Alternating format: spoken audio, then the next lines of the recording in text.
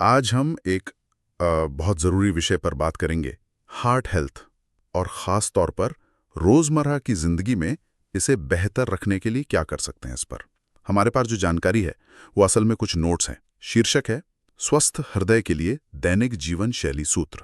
तो टाइटल से ही लगता है कि रोज़ की आदतों की बात होगी इसमें, मतलब कोई बहुत क्रांतिकारी नुस्खे नहीं, बल्कि लाइफस्टाइल से जुड़े सुझाव। तो आज का हमारा काम है कि इन सूत्रों को ज़रा खोल कर देखें, ना समझें कि इन सीधी सादी सी लगने वाली बातों में क्या दम है और क्या ये सच में हमारे दिल की सेहत पर कोई बड़ा असर डाल सकती हैं। चलिए शुरू करते हैं। नोट्स में पहला जिक्र है दिन की शुरुआत का। उठकर सबसे पहले नींबू के साथ एक गिलास गर्म पानी पीना। सुनने में तो बड़ा आसान है और आजकल काफी चलता भी है ये। क्या इसमें सच में कुछ है? हाँ, ये सलाह काफी सुनने को मिलती है। अब देखिए, जहां तक सीधे वैज्ञानिक प्रमाण की बात है ना, तो इस अकेले कदम से कोई चमत्कारी हेल्थ बेनिफिट मिलेगा ये कहना तो मुश्किल है। लेकिन हाँ, कुछ संभावित फायदे हो सकते हैं। जैसे रात भर के बाद बॉडी थोड़ी डिहाइड्रेटेड होती है, तो सुबह पानी पीना हाइड्रेशन के लिए अच्छा है। गर्म पानी, और कुछ लोगों को लगता है कि इससे पाचन क्रिया शुरू करने में आराम मिलता है। और नींबू, हाँ, विटामिन सी का स्रोत है, एंटीऑक्सीडेंट है, पर एक ग्लास पानी में मात्रा बहुत ज्यादा भी नहीं होती। तो मतलब ये हुआ कि ये कोई जादू की छड़ी नहीं है, लेकिन दिन की शुरुआत पानी से करना, और खासकर गर्म पानी से, शायद बॉडी को जगाने और हाइड्रेट करने का एक जेंटल तरीका है। इसे एक तरह की, आप कह सकते हैं, मानसिक शुरुआत भी मान सकते हैं कि हाँ, आज सेहत का ध्यान रखना है। क्यों? बिल्कुल बिल्कुल, इसे इस नजरिए से देखना शायद ज्यादा ठीक रहेगा। ये एक छोटा पॉजिटिव स्टेप है जो दिन के बाकी हेल्दी चॉइसेस के लिए एक तरह से टोन सेट कर सकता है। अगर किसी को इससे अच्छा महसूस होता है और दिन की स्वस्थ शुरुआत करने में मदद मिलती है, तो इसमें कोई हर्ज नहीं है। बस ये उम्मीद नहीं रखनी चाहिए कि सिर्फ यही एक आदत दिल की बीमारियों को दूर भगा देगी। ये पूरी लाइफस्टाइल का एक बहुत बहुत छोटा हिस्सा है। समझ गया। तो इसे एक अच्छे इरादे की शुरुआत कह सकते हैं। अच्छा, अगला सूत्र है रोजाना 30 मिनट की तेज चाल या हल्का व्यायाम। अब देखिए, व्यायाम की जरूरत है, इस पर तो कोई शक नहीं है, लेकिन यहाँ तेज चाल या हल्का व्यायाम पर जो जोर है वो इंटरेस्टिंग है। क्या इसका मतलब है कि जिम में घंटों पसीना बहाना एकदम जरूरी नहीं है? हाँ, और यही बात इसे प्रैक्टिकल बनाती है ज्यादातर लोगों के लिए। नियमित शारीरिक गतिविधि दिल के लिए तो बहुत जरूरी है। ये हार्ट की मसल को मजबूत करती है, ब्लड सर्कुलेशन सुधारती है, ब्लड प्रेशर, कोलेस्ट्रॉल लेवल, इनको कंट्रोल करने में मदद करती है और वजन मैनेजमेंट में भी सहायक है। लेकिन नोट्स का हल्का या तेज चाल पर जोर देना महत्वपूर्ण है। स्टडीज बताती हैं कि रोजाना सिर्फ 30 मिनट मॉडरेट इंटेंसिटी वाला व्यायाम, जैसे ब्रिस्क वॉकिंग, ये भी हार्ट डिजीज के रिस्क को काफी कम कर सकता है। मॉडरेट इंटेंसिटी, इसको कैसे समझे, मतलब आम भाषा में, कि चलते हुए बात कर पाएं पर शायद गाना ना गा पाएं, ऐसा कुछ? हाँ, ये एक अच्छा तरीका है समझने का। आपकी सांस थोड़ी तेज हो, दिल की धड़कन थोड़ी बढ़ जाए, लेकिन आप हांफने ना लगे। जरूरी नहीं कि आप मैराथन ही दौड़ें। कंसिस्टेंसी यहाँ ज्यादा जरूरी है। रोज 30 मिनट तेज चलना हफ्ते में कभी कभार बहुत भारी कसरत करने से शायद ज्यादा फायदेमंद हो सकता है, खासकर हार्ट हेल्थ के लिए। ये जो हमारी रक्तवाहिकाएं हैं ना, उनकी फ्लेक्सिबिलिटी, जिसे एंडोथेलियल फंक्शन कहते हैं, उसे बनाए रखने में मदद करता है। और ये इसलिए भी जरूरी है क्योंकि आजकल की लाइफस्टाइल ज्यादातर मतलब बैठे रहने वाली है, तो ये 30 मिनट उस सेडेंटरी लाइफ को तोड़ने में मदद करते हैं। पर क्या ये काफी है? अगर कोई बाकी के 23.5 घंटे बैठा ही रहे तो? ये बहुत अच्छा सवाल है। देखिए, आइडियली तो सिर्फ 30 मिनट का व्यायाम काफी नहीं है। दिन भर एक्टिव रहना भी जरूरी है। थोड़ी थोड़ी देर में उठकर चलना, लिफ्ट की बजाय सीढ़ियां लेना, हो सके तो खड़े होकर काम करना। लेकिन अगर शुरुआत करनी है तो रोज 30 मिनट का लक्ष्य रखना एक बेहतरीन और हासिल करने लायक पहला कदम है। ये उन लोगों के लिए भी संभव है जो बहुत व्यस्त हैं या जिन्हें भारी व्यायाम करना पसंद नहीं। बिल्कुल, कंसिस्टेंसी इसकी, जैसा कहते हैं। अच्छा, अब आते हैं खान-पान पर। नोट्स कहते हैं प्रोसेस्ड फूड से बचें और मौसमी फल व सब्जियां खाएं। ये सलाह तो हर कोई देता है, पर प्रोसेस्ड फूड से असल में मतलब क्या है? आजकल तो लगभग सब कुछ ही पैकेट में आता है। ये इतने बुरे क्यों हैं? सही कहा आपने, इनसे बचना आजकल मुश्किल हो गया है। प्रोसेस्ड फूड एक बहुत बड़ा टर्म है। इसमें वो सारे खाने पीने की चीजें आती हैं जिन्हें उनकी नेचुरल स्टेट से बदला गया है, चाहे टेस्ट बढ़ाने के लिए, टेक्सचर बदलने के लिए या शेल्फ लाइफ बढ़ाने के लिए। जैसे चिप्स, कुकीज, इंस्टेंट नूडल्स, मीठे drinks, ready to eat meals, ये सब। प्रॉब्लम यह है कि प्रोसेसिंग के दौरान इनमें अक्सर नमक, चीनी, खासकर वो हाई फ्रुक्टोज कॉर्न सिरप और अनहेल्दी फैट्स जैसे ट्रांस फैट और ज़रूरत से ज़्यादा सैचुरेटेड फैट मिला दिए जाते हैं, और जो फाइबर और ज़रूरी पोषक तत्व है वो कम हो जाते हैं। और ये एक्स्ट्रा नमक, चीनी और फैट ये दिल को कैसे नुकसान पहुंचाते हैं? सीधा असर होता है? हाँ, बिल्कुल सीधा असर होता है। ज़्यादा नमक खाने से ब्लड प्रेशर बढ़ सकता है, जो हार्ट डिजीज़ का एक बड़ा रिस्क फैक्टर है। ज़्यादा चीनी, खासकर मीठे ड्रिंक्स से वज़न बढ़ने, इंसुलिन रेजिस्टेंस और टाइप 2 डायबिटीज़ का खतरा बढ़ाती हैं। ये सब दिल पर बोझ डालते हैं।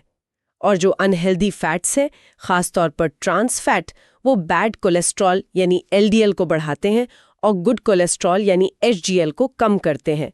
इससे धमनियों में प्लैक जमने लगता है, जिसे एथेरोस्क्लेरोसिस कहते हैं। अच्छा।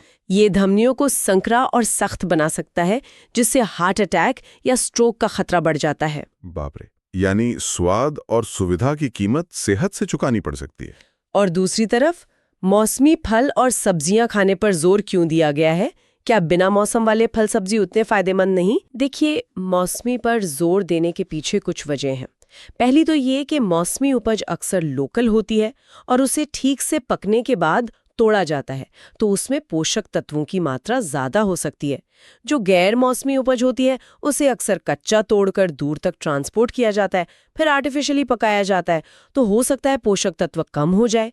दूसरी बात, मौसमी खाने से आपकी डाइट में वैरायटी आती है। आप साल भर अलग अलग चीज़ें खाते हैं, तो आपको अलग अलग तरह के विटामिन्स, मिनरल्स, फाइटोन्यूट्रिएंट्स मिलते हैं। और हाँ, वो ताज़े और ज़्यादा स्वादिष्ट भी लगते हैं।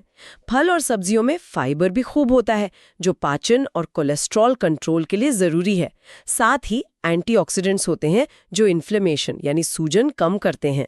ये तो बिल्कुल लॉजिकल बात है। मतलब नेचर के साइकिल के साथ चलना सेहत के लिए भी अच्छा है। चलिए अब एक और जरूरी चीज पर आते हैं, जिसे अक्सर लोग नजरअंदाज कर देते हैं, नींद। नोट्स में रोज 7 से 8 घंटे की पूरी नींद लेने को कहा गया है। आज की इस भागती दौड़ती 24/7 वाली दुनिया में ये कई लोगों के लिए लग्जरी जैसा लगता है। लग्जरी नहीं, ज़रूरत कहना चाहिए। नींद की कमी को अक्सर लोग बहादुरी या बिजी होने का सिंबल मानते हैं, लेकिन ये सेहत के लिए खतरनाक है। जब हम सोते हैं तो हमारा शरीर रिपेयर और रेस्टोरेशन का काम करता है। दिल और रक्त वाहिकाओं को आराम मिलता है, ब्लड प्रेशर नेचुरली कम होता है। अगर नींद पूरी न हो, लगातार 6 घंटे से कम, या नींद की क्वालिटी खराब हो, तो इससे बॉडी में क्रॉनिक स्ट्रेस रिस्पॉन्स बढ़ सकता है, इन्फ्लेमेशन बढ़ सकता है और हार्मोन्स का संतुलन बिगड़ सकता है, जैसे cortisol, insulin, ghrelin, leptin. Hormones का बैलेंस बिगड़ने से दिल पर क्या असर पड़ता है? सीधा असर पड़ता है। जैसे कॉर्टिसोल का लेवल बढ़ने से ब्लड प्रेशर और हार्ट रेट बढ़ सकता है। इंसुलिन रेजिस्टेंस बढ़ने से डायबिटीज़ का खतरा बढ़ता है।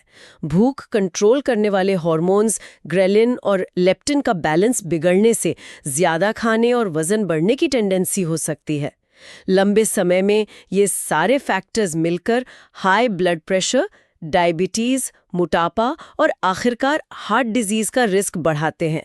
इसलिए 7 से 8 घंटे की क्वालिटी वाली नींद सिर्फ फ्रेश फील करने के लिए नहीं, बल्कि दिल को हेल्दी रखने के लिए भी बहुत ज़रूरी है। क्वालिटी वाली नींद पर आपने जोर दिया, ये ज़रूरी है। मतलब सिर्फ बिस्तर पर 8 घंटे लेटे रहना काफ़ी नहीं है। गहरी और बिना टूटी नींद चाहिए। इसके लिए क्या कर सकते हैं? बिल्कुल, क्वालिटी के लिए कुछ चीज़ें अहम हैं। सोने और जागने का एक फिक्स्ड टाइम रखना, वीकेंड पर भी। सोने से कम 1 घंटा पहले स्क्रीन मतलब फ़ोन, टीवी, लैपटॉप का इस्तेमाल बंद कर देना, क्योंकि उनकी ब्लू लाइट मेलाटोनिन हार्मोन के प्रोडक्शन को कम कर सकती है। सोने का कमरा अंधेरा, शांत और ठंडा रखना। सोने से पहले कैफीन, शराब और भारी खाना अवॉइड करना। और दिन में फिजिकली एक्टिव रहना भी रात में अच्छी नींद लाने में मदद करता है। ये सब आदतें बनाने में टाइम तो लगता है, पर इनका फायदा लॉन्ग टर्म है। नींद के बाद नोट्स हमें स्ट्रेस मैनेजमेंट की तरफ ले जाते हैं। सुझाव हैं गहरी सांस लेना या ध्यान यानी मेडिटेशन। स्ट्रेस ये तो जैसे आजकल जिंदगी का दूसरा नाम हो गया है। होते हैं तो हमारी बॉडी फाइट और फ्लाइट रिस्पॉन्स शुरू करती है। एड्रेनालिन, कॉर्टिसोल जैसे हार्मोन निकलते हैं जो फौरन हार्ट रेट, ब्लड प्रेशर और ब्लड शुगर बढ़ा देते हैं। ये शॉर्ट टर्म खतरों से निपटने के लिए तो ठीक है, पर अगर स्ट्रेस लगातार बना रहे, जिसे क्रॉनिक स्ट्रेस कहते हैं, तो ये शरीर पर, खासकर हार्ट और वैस्कुलर सिस्टम पर लगातार बोझ डालता रहता है। तो ये जो गहरी सांस लेने या मेडिटेशन जैसी तकनीकें हैं, ये इस रिस्पॉन्स को शांत कैसे करती हैं? क्या ये सिर्फ मन बहलाने का तरीका है या इनका कोई फिजिकल असर भी होता है? नहीं, इनका निश्चित रूप से फिजिकल असर होता है। ये तकनीकें पैरासिम्पैथेटिक नर्वस सिस्टम को एक्टिवेट करने में मदद करती हैं, जिसे रेस्ट एंड डाइजेस्ट सिस्टम भी कहते हैं। ये फाइट और फ्लाइट रिस्पॉन्स के बिल्कुल उलट काम करता है। गहरी धीमी सांसें लेना, ध्यान लगाना या योग का अभ्यास हार्ट रेट को धीमा कर सकता है, ब्लड प्रेशर कम कर सकता है और मसल्स का तनाव घटा सकता है। ये शरीर को स्ट्रेस मोड से निकालकर रिलैक्सेशन मोड में लाने में मदद करता है। रोजाना कुछ मिनट की प्रैक्टिस भी स्ट्रेस के प्रति बॉडी के रिस्पॉन्स को बेहतर बना सकती है। अच्छा, यानी ये सिर्फ दिमागी शांति नहीं बल्कि दिल के लिए एक तरह का आराम भी है। ये जानना जरूरी था। अब कुछ ऐसी चीजों पर आते हैं जिनसे नोट्स कहते हैं कि सख्ती से बचना है। स्मोकिंग और शराब, इनके नुकसान तो खैर जग जाहिर हैं, फिर भी इन पर जोर देना क्यों जरूरी है? क्योंकि ये हार्ट हेल्थ के लिए सबसे बड़े खतरों में से है। स्मोकिंग शायद हार्ट डिजीज के लिए सबसे बड़ा अवॉइडेबल रिस्क फैक्टर है। तंबाकू में जो केमिकल्स होते हैं वो सीधे हमारी ब्लड वेसल्स के अंदरूनी परत एंडोथीलियम को डैमेज करते हैं। इससे वेसल्स कठोर और संकरी हो जाती हैं। वही एथेरोस्क्लेरोसिस, ये ब्लड क्लॉट बनने का खतरा बढ़ाता है, ब्लड प्रेशर और हार्ट रेट बढ़ाता है और खून में ऑक्सीजन ले जाने की क्षमता कम करता है।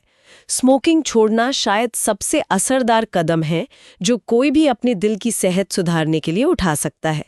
और शराब, कभी-कभी सुनने में आता है कि थोड़ी मात्रा में रेड वाइन फायदेमंद हो सकती है। हाँ, ये एक बहुत ही विवादास्पद टॉपिक है। कुछ स्टडीज ने लिमिटेड मात्रा में शराब, खासकर रेड वाइन के सेवन और हार्ट डिजीज के कम रिस्क के बीच एक लिंक दिखाया है, शायद उसमें मौजूद एंटीऑक्सीडेंट्स की वजह से। लेकिन ये लिंक पूरी तरह से क्लियर नहीं है और जो संभावित फायदे हैं उनसे कहीं ज्यादा रिस्क जुड़े हो सकते हैं। ज्यादा शराब पीना तो साफ तौर पर नुकसानदायक है।